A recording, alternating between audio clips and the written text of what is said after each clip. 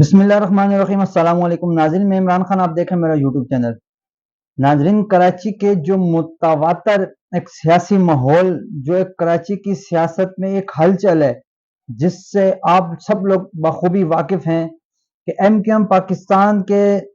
جو اعتراضات تھے وزیر اعظم پاکستان کے ساتھ، جو پی ایم ایل این کی حکومت نے جو ایک معاہدہ اگر کہہ لیں تو کم نہ ہوگا، جو پی ایم ایل این کی حکومت نے ایم کیو ایم کے ساتھ جو ایک معاہدہ کیا تھا کہ آپ کو 3 وزارتیں دینی ہیں اور ایک اس میں سے گورنرشپ کی وزارت بھی تھی، لیکن یہ گورنرشپ جو ہے، یہ جو پاکستان پیپلز پارٹی ہے وہ کہہ رہی ہے کہ یہ گورنرشپ جو ہے ایم کیو ایم پاکستان کے ہاتھ نہیں آنی چاہیے کسی صورت بھی، اور جو گورنرشپ ہے یہ پاکستان پیپلز پارٹی خود لینا چاہتی ہے، کیونکہ آپ سب کو پتہ ہے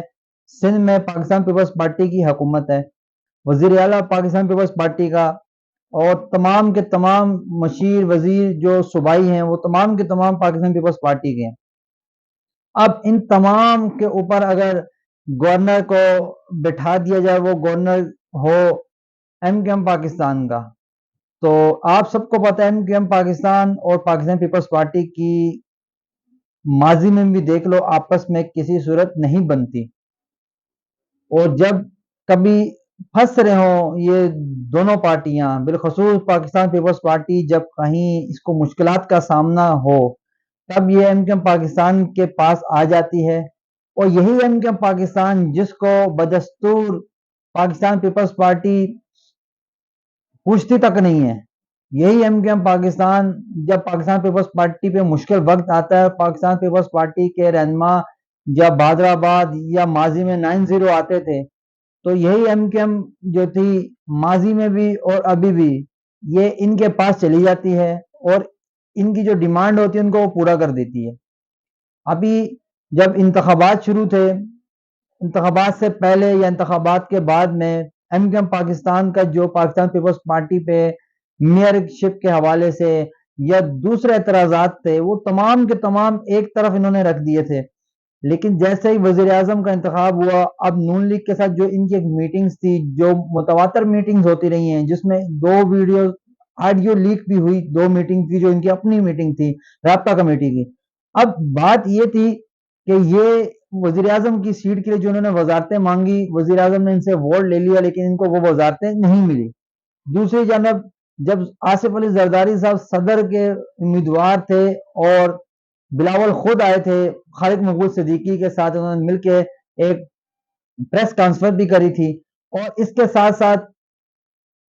خالد مقبول صدیقی کے پاس وزیر اعلیٰ سندھ بھی آئے تھے، تو ان پاکستان پیپلز پارٹی کے ان تمام لوگوں کا آنا آصف علی زرداری صاحب کو صدر کے ووٹ کے لیے تھا، اور جب ان کا ووٹ مل گیا، اب ایم کیو ایم پاکستان کو جو فنڈز چاہیے کراچی کے مختلف کاموں کے لیے، جو عوام کے لیے ایک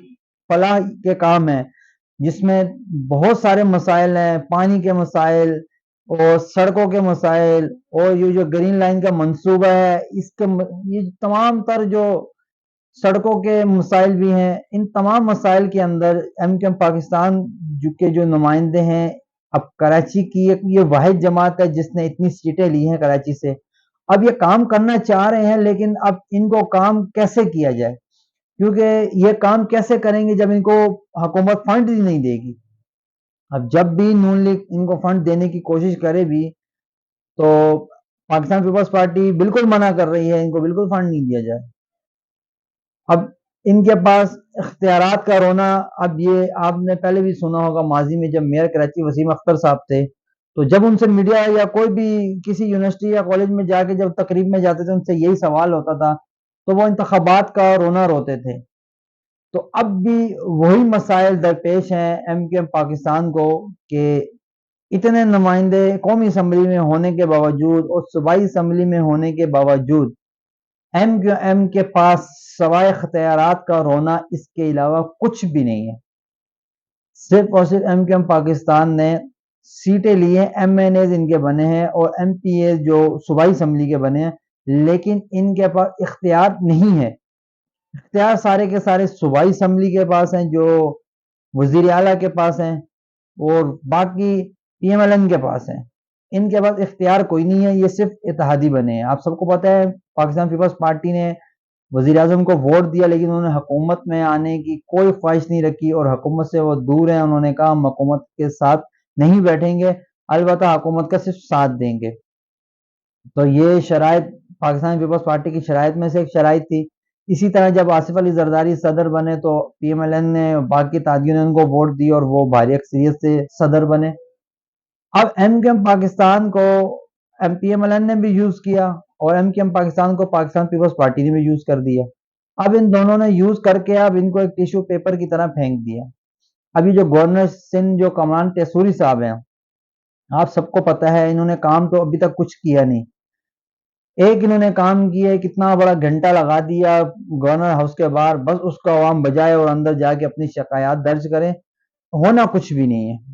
کیونکہ جب ہمارے ملک میں عدلیہ میں جا کے کوئی شکایت درج کرتا ہے، عدلیہ فیصلے دیتی ہے اتنے لیٹ۔ جب ذوالفقار علی بھٹو کی پھانسی کا لدم اب جا کے ہوئی تو آپ خود حساب لگا لیں کہ عام بندے کی کوئی التجا یہ سپریم کورٹ یا ہائی کورٹ کیسے سنے گا۔ تو اس ملک میں نہ قانون کی حکمرانی ہے، نہ عدلیہ پہ لوگوں کا اعتماد ہے، نہ قانون نافذ کرنے والا اداروں پہ کوئی اعتماد کر رہا ہے۔ اس کی کیا وجوہات ہیں؟ کیوں ایسا ہو رہا ہے کہ لوگوں کا اعتماد عدلیہ سے اٹھ رہا ہے، لوگوں کا اعتماد بالخصوص پولیس سے اٹھ رہا ہے؟ کرائم